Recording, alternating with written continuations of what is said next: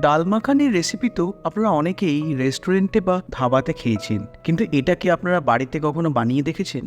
আজকে আপনাদের তাই রেস্টুরেন্টে যেভাবে বানানো হয় সেইভাবে বানিয়ে দেখাবো। তাহলে আর দেরি না করে চলুন দেখে নিই কিভাবে একদম রেস্টুরেন্টের মতো ডাল মাখানি আপনারা বাড়িতেই খুব কম সময়ের মধ্যে বানিয়ে নিতে পারবেন। আর এর সাথে আপনাদের আজকে জিরা রাইসের রেসিপিটাও বানিয়ে দেখাবো, তাই স্কিপ না করে ভিডিওটা পুরো দেখবার অনুরোধ রইল। নমস্কার বন্ধুরা, welcome to tried and delicious. ডাল মাখানি বানানোর জন্য এখানে আমি 200 গ্রাম কালো কলাইয়ের ডাল বা ব্ল্যাক উড়ার ডাল নিয়েছি। এবার এই ডালটাকে কিভাবে ধোবেন সেটা দেখে নিন। ডালটাকে প্রথমে জল দিয়ে ধুতে হবে, তারপর 2 হাত দিয়ে ভালো করে রগড়ে ডালের গায়ে যে ময়লাগুলো লেগে থাকে সেটাকে বের করে নিতে হবে।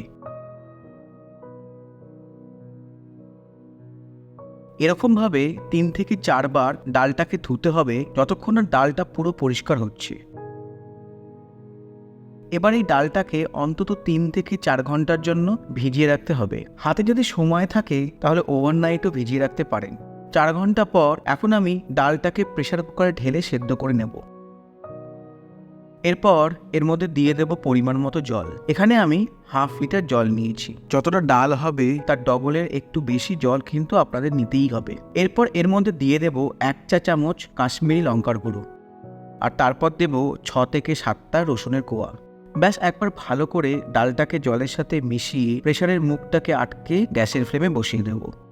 আচ্ছা, এখানে আমি প্রেসার কুকার ব্যবহার করছি ডালটা সেদ্ধ করবার জন্য, যাতে আপনাদের কম সময়ের মধ্যেই এটাকে কিভাবে বানাবেন সেটা দেখাতে পারি।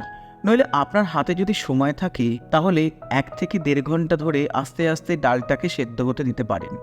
এখন আমি এখানে টোটাল 6টা সিটি দিয়ে নেব। তার মধ্যে প্রথম 4টে সিটি লো ফ্লেমে দেব, আর পরের 2টো সিটি মিডিয়াম ফ্লেমে দিয়ে নেব। এরপর প্রেসার কুকারের ঢাকাটা খুলে ডালটা কতটা সেদ্ধ হয়েছে দেখে নেব। দেখুন ডালগুলো একদম ভেঙে যাচ্ছে। এরপর একটা ল্যাডেল দিয়ে এইভাবে একটু ম্যাশ করে নেব ডালগুলোকে। আপনাদের কাছে পটেটো ম্যাশার বা ডালের কাটা থাকলে সেটা দিয়েও আপনারা করে নিতে পারেন। এখানে পুরো ডালটাকে ম্যাশ করবেন না, অল্প একটু ম্যাশ করলেই হবে, এতে গ্রেভির থিকনেসটা বাড়ে। এরপর অন্যদিকে একটা কড়াই গ্যাসের ফ্লেমে বসিয়ে তার মধ্যে দিয়ে দেব 3 চা চামচ রান্নার ঘি। ঘিটা গরম হয়ে গেলে এখন এর মধ্যে দিয়ে দেব 2 চা চামচ আদা রসুন বাটা। এখানে গ্যাসের ফ্লেমটাকে মিডিয়ামে রাখবো। এরপর আদা রসুনটাকে ভালোভাবে ভেজে নেব যাতে এর মধ্যে থেকে কাঁচা গন্ধটা চলে যায়। তারপরে এর মধ্যে দিয়ে দেব 1.5 চা চামচ কাশ্মীরি লঙ্কার গুঁড়ো। আদা রসুন বাটা আর লঙ্কার গুঁড়োটাকে ভালোভাবে কষিয়ে এখন এর মধ্যে দিয়ে দেব 1 চা চামচ কাঁচা লঙ্কা বাটা। এরপর আরেকবার ভালো করে কষিয়ে এর মধ্যে দিয়ে দেব টমেটো বাটা।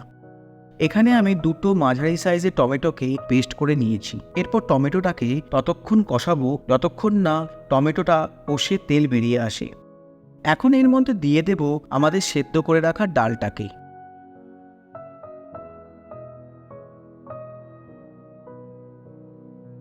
ডালটাকে মশলার সাথে মিশিয়ে এখন এর মধ্যে দিয়ে দেব পরিমাণ মতো গরম জল।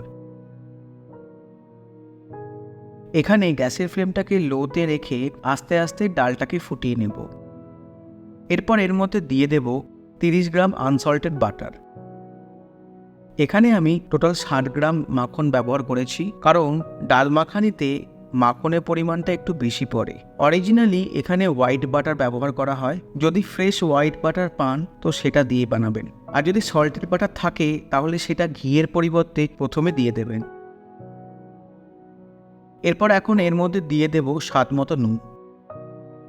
নুনটা দিয়ে ভালো করে নেড়ে নেব। দেখুন ডালের গ্রেভিটা আস্তে আস্তে ঘন হতে শুরু করেছে।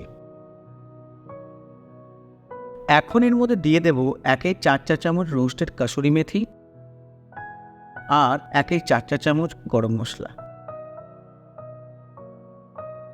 তারপর আরেকবার ভালো করে মিশিয়ে এখন এর মধ্যে দিয়ে দেব বাকি 30 গ্রাম মাখনটা, আর তারপর দেব 3 চামচ ফ্রেশ ক্রিম।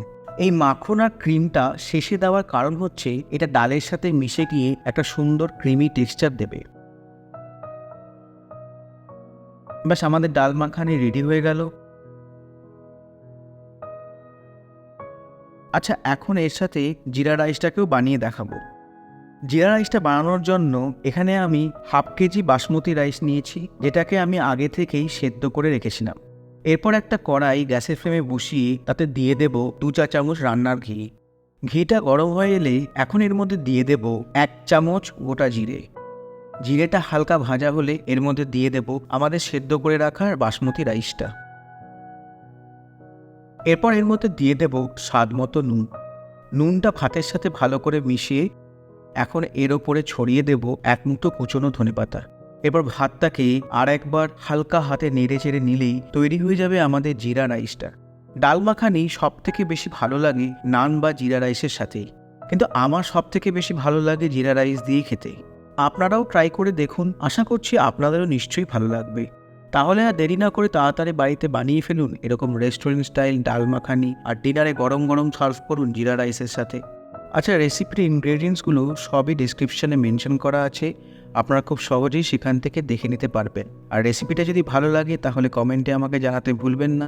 আবার দেখা হবে, ফিরে আসবো আর একটা নতুন রেসিপি নিয়ে। ধন্যবাদ।